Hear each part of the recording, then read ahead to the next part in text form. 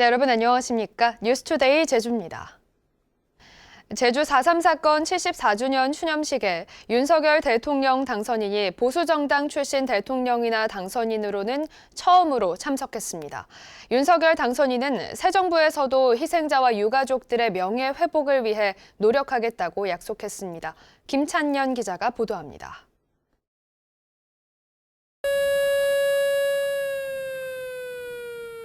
사.3 영령들에 대한 묵념으로 시작된 제74주년 제주 4.3 희생자 추념식. 윤석열 대통령 당선인이 보수정당 출신이자 당선인 신분으로 처음 추념식에 참석했습니다. 윤석열 당선인은 4.3의 아픈 역사와 무고한 희생을 기억하고 있다며 희생자와 유가족들의 온전한 명예회복을 위해 노력하겠다고 밝혔습니다.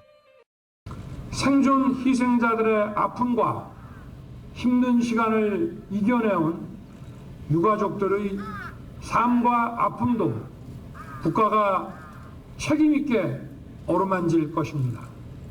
윤석열 당선인은 무고한 희생자들을 보듬는 일은 자유민주주의 국가의 당연한 의무라며 평화와 인권의 가치가 널리 퍼져나가도록 새 정부에서도 노력하겠다고 약속했습니다.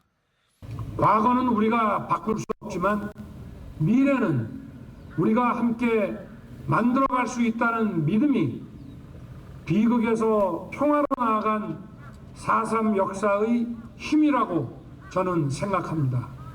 현 정부를 대표해 참석한 김부겸 국무총리는 국가폭력에 빼앗긴 삶과 세월에 충분한 위로가 될 때까지 정부는 모든 책임을 져야 한다며 다음 정부의 역할을 강조했습니다. 앞으로 어떤 정부가 들어서더라도 4.3의 완전한 해결을 위한 이 역사적 책무를 결코 외면하거나 가벼이 수 없을 것입니다. 임기 중 3차례나 추념식에 참석했던 문재인 대통령은 SNS를 통해 4.3과 함께했던 5년이 큰 보람이었다며 다음 정부에서도 노력이 이어지길 기대한다고 밝혔습니다. 올해 추념식은 코로나19 방역을 위해 참석 인원이 299명으로 제한된 가운데 60% 이상을 생존 희생자와 유족들에게 배정했지만 추념식에 참석하지 못한 일부 유족들은 아쉬워하기도 했습니다. MBC 뉴스 김찬현입니다. 어제 추념식에는 여야 정당 대표들도 참석해 4.3 희생자들을 추모하고 유족들을 위로했는데요. 여야 정당 대표들의 이야기 직접 들어보시겠습니다. 유족분들과 그리고 희생자분들의 이야기를 들을 수 있었습니다. 앞으로 이제 정말 여야를 가리지 않고 정부가 이 4.3을 보다 더 이제 빠른 속도로, 신속한 속도로 해결을 해야겠다라는 생각을 많이 할 수 있었습니다. 국민의힘이 4.3에 있어가지고 전향된 행보를 시작한 이후로 이제 한 번도 성사되지 않았던 저희 보수정당 출신의 대통령 당선인 대통령의 방문이 이루어졌기 때문에 말씀하신 부분에서 급물살을 타지 않을까라는 기대가 있습니다. 특별법 개정 이후에 4.3 수용인에 대한 무죄 판결이 나서 아직은 완전하지 않지만 뒤틀린 역사를 바로잡는 그런 좀 계기가 되었다 생각을 하고. 제74주년 제주 4.3 추념일에 4.3 평화공원을 찾은 유족들은 행방불명인 묘역과 위패 봉안소에서 잃어버린 가족들에 대한 외로움을 달랬습니다. 유족들은 보상금 지급과 특별 재심이 진행되면서 조금이나마 한을 풀게 됐다며 4.3의 완전한 해결을 기원했습니다. 김항섭 기자입니다. 제주 4.3 당시 6살이었던 양영호 할아버지. 농사를 짓던 아버지가 경찰서에 끌려가 일반 재판을 받은 뒤 목포 형무소에 수감됐고 1950년 6월 한국전쟁이 발발한 직후 소식이 끊기면서 영영 다시 보지 못했습니다. 지난달 열린 특별 재심에서 아버지가 무죄 선고를 받으면서 70여 년의 한을 달랠 수 있었습니다. 지금까지 한 70여 년을 살아온 겁니다.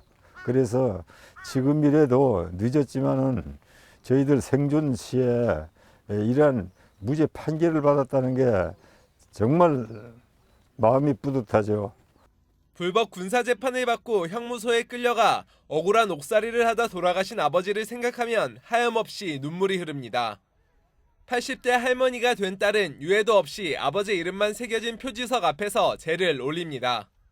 나는 한이 맥힙니다. 아버지만 한 번만 봤으면 꿈에도 안 씻고 예, 꿈에도 안 씻고입니다. 보고 싶어도 보도 못하고. 해마다 4월 3일이면 찾아오는 위패봉안실. 4.3 희생자와 유족에게 보상금이 지급된다는 반가운 소식도 잠시, 아버지 없이 살아온 긴 세월을 생각하면 눈물이 먼저 터져나옵니다.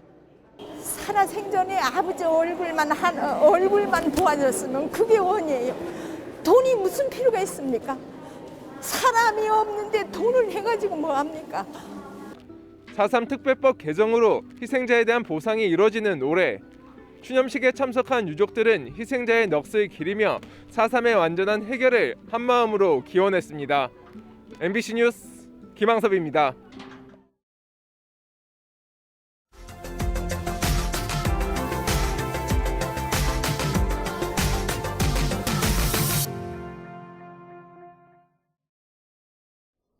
(4차) 산업혁명의 기술 발전과 코로나19 속에 가상현실 공간인 메타버스는 이제 부산 지역 교육 현장에서 다양하게 활용되고 있다고 합니다. 대학교 입학식과 학교 소개가 모두 메타버스 공간에서 이루어지는가 하면 초등학교에서도 학생들을 위한 메타버스 콘텐츠가 마련돼 도움이 되고 있습니다. 부산 MBC 이두원 기자입니다. 부산의 한 대학교 캠퍼스가 가상 공간에서 펼쳐집니다. 신입생들을 위해 마련된 메타버스 콘텐츠입니다.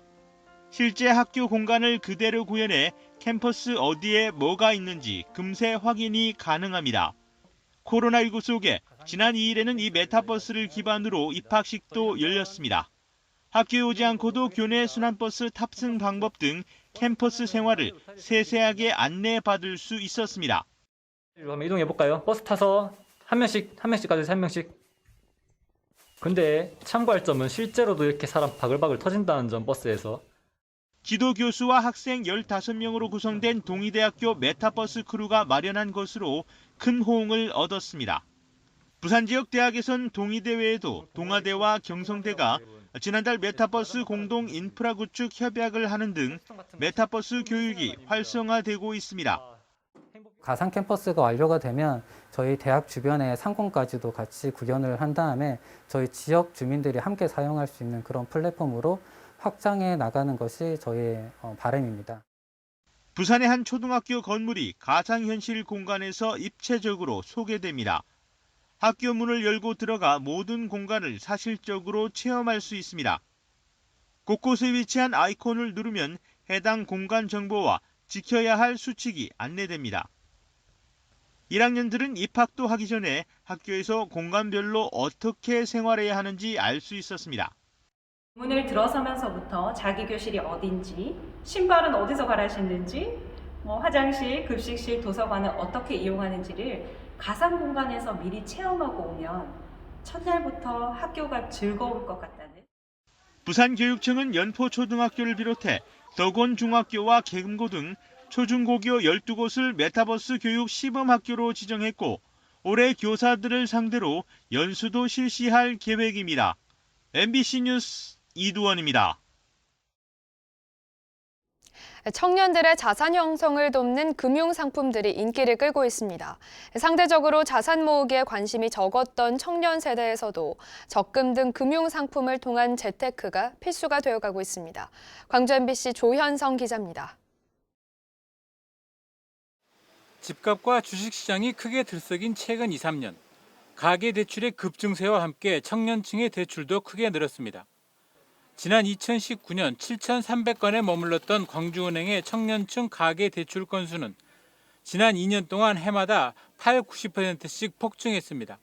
아무래도 영끌족 해가지고 코인 투자라든지 주식 투자 그런 쪽에 조금 눈을 돌려서 그러지 않느냐 싶습니다. 이 같은 상황에서 고위험 투자 상품이 아닌 안정적으로 비교적 높은 수익률을 보장받을 수 있는 금융상품에 대한 관심도 높아지고 있습니다. 정부가 지난달 출시한 청년 희망적금은 세제 혜택까지 포함할 경우 연 10%대의 이율이 보장되는데 가입자가 정부 예상치의 7배를 넘어설 정도로 인기를 끌며 조기에 신청이 마감됐습니다. 이에 앞서 광주시는 지난 2018년부터 청년 근로자가 매달 10만 원씩 10개월을 저축할 경우 만기 때 100만 원을 추가로 지급하는 청년 13통장 지원 사업을 5년째 진행하고 있습니다. 온라인으로 일정 기간 금융교육을 받는다는 조건이 붙지만 지난달 500명 모집에 1,700여 명이 지원해 3.3대 1의 높은 경쟁률을 기록했습니다. 자신이 돈을 버는 것보다 이 버는 것을 어떻게 잘 관리하고 돈을 관리하는 능력이 어떻게 더 나은 삶으로 살아갈 수 있는 것인가를 생각하는. 여기에 새 정부에서는 10년 만기에 최대 1억 원의 목돈을 마련할 수 있는 청년 도약 계좌 도입까지 검토하고 있어 청년층과 금융권 안팎에 관심을 모으고 있습니다. MBC 뉴스 조현성입니다.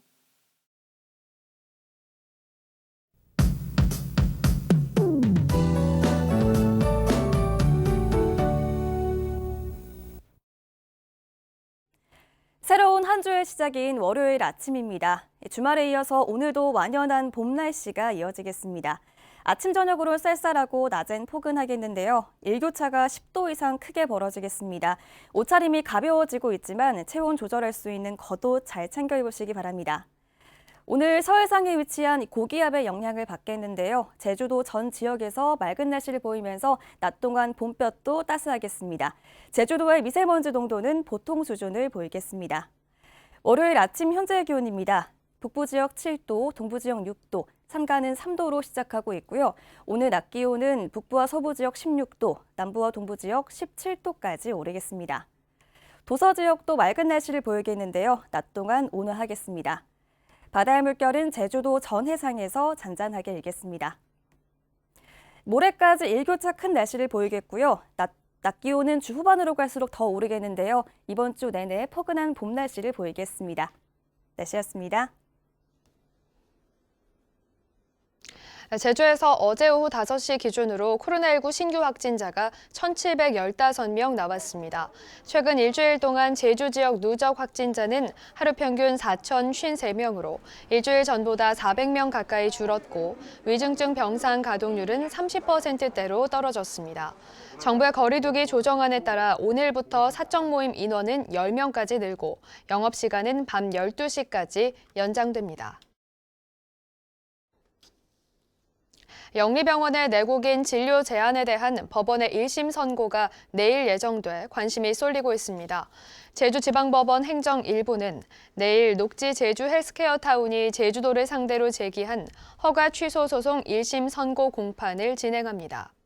녹지 측은 내국인 진료를 제한한 제주도의 조건부 허가가 부당하다며 취소를 요구하고 있어 법원 판결에 따라 의료계 전반에 적지 않은 파장이 예상됩니다. 수급 불균형으로 가격이 폭락한 제주 조생양파의 산지 폐기 물량이 늘어납니다. 위성곤 국회의원은 제주 조생양파 산지 폐기 면적을 기존 44헥타르에서 94헥타르로 2배 늘리는 정부의 수급 안정 대책이 확정됐다고 밝혔습니다. 올해 산 조생양파 가격은 킬로그램당 506원에서 549원으로 수급 조절 심각 단계인 650원에도 한참 못 미치고 있습니다. 제주 오현중 고등학교의 제주시 봉계동 이전이 추진됩니다.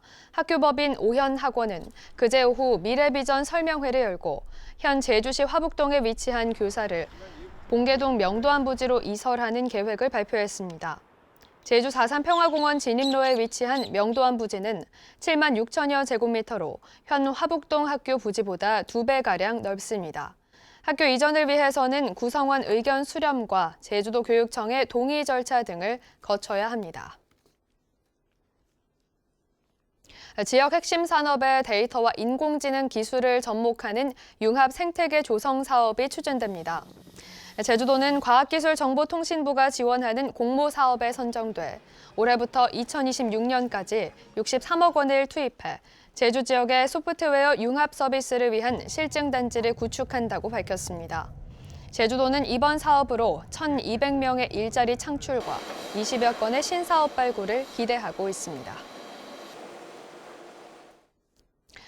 올해부터 본격 시행에 들어간 투명 페트병 분리배출 제도가 효과를 거두고 있습니다. 제주시에 따르면 올 들어 지난달까지 분리수거된 투명 페트병은 160톤으로 지난해 같은 기간 73톤보다 2배 이상 늘었습니다. 이는 2리터 3다수병 320만 개에 해당하는 양인데 제주시는 현재 추세대로라면 연말까지 700톤을 수거할 수 있을 걸로 전망하고 있습니다. 뉴스투데이 제주를 마치겠습니다. 시청해주신 여러분 고맙습니다.